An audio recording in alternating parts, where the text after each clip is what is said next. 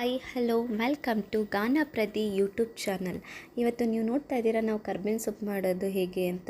ಕರ್ಬೇವಿನ ಸೊಪ್ಪು ಗೊಜ್ಜನ್ನ ಹೇಗೆ ಮಾಡೋದು ಅಂತ ನೋಡೋಣ.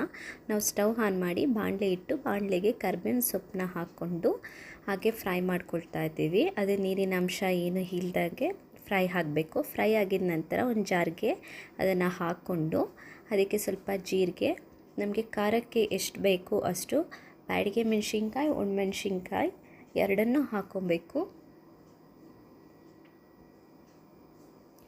ಅದಕ್ಕೆ ಸ್ವಲ್ಪ ಹುಣಸೆ ಹಣ್ಣು, ಸ್ವಲ್ಪ ಬೆಳ್ಳುಳ್ಳಿ ಇಷ್ಟನ್ನು ಹಾಕ್ಕೊಂಡು ಸ್ವಲ್ಪ ಗ್ರೈಂಡ್ ಮಾಡ್ಕೊಬೇಕು.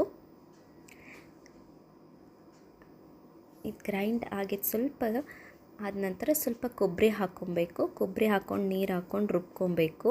ಈ ಕಡೆ ಒಂದು ಬಾಣಲೆ ಇಟ್ಟು ಅದಕ್ಕೆ ಎಣ್ಣೆ ಬಿಟ್ಟು ಎಣ್ಣೆ ಕಾಯಲ್ಲಿ ಬಿಡಬೇಕು. ಎಣ್ಣೆ ಕಾದ ನಂತರ ಸಾಸಿವೆ, ಒಣಮೆಣಸಿನ್ಕಾಯಿ,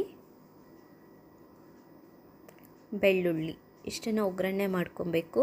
ಆಮೇಲೆ ರುಬ್ಕೊಂಡಿದ್ದಂತಹ ಮಸಾಲೆನ ಹಾಕ್ಕೊಬೇಕು.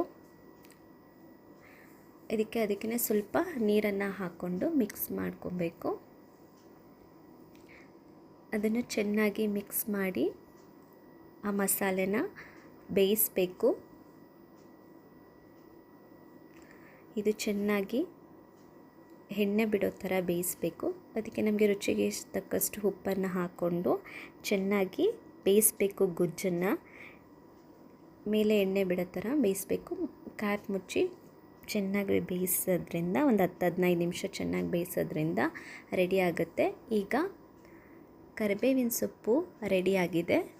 ನೀವು ಒಮ್ಮೆ ನಿಮ್ಮ ಮನೇಲಿ ಟ್ರೈ ಮಾಡಿ. ಟೇಸ್ಟ್ ಮಾತ್ರ ತುಂಬ ಚೆನ್ನಾಗಿರುತ್ತೆ. ಬಿಸಿ ಬಿಸಿ ಅನ್ನಕ್ಕೆಲ್ಲ ನೀವು ಒಮ್ಮೆ ಟ್ರೈ ಮಾಡಿ. ಹೇಗೆ ಬಂತು ಅಂತ ಕಮೆಂಟ್ ಬಾಕ್ಸಲ್ಲಿ ಕಮೆಂಟ್ ಮಾಡಿ.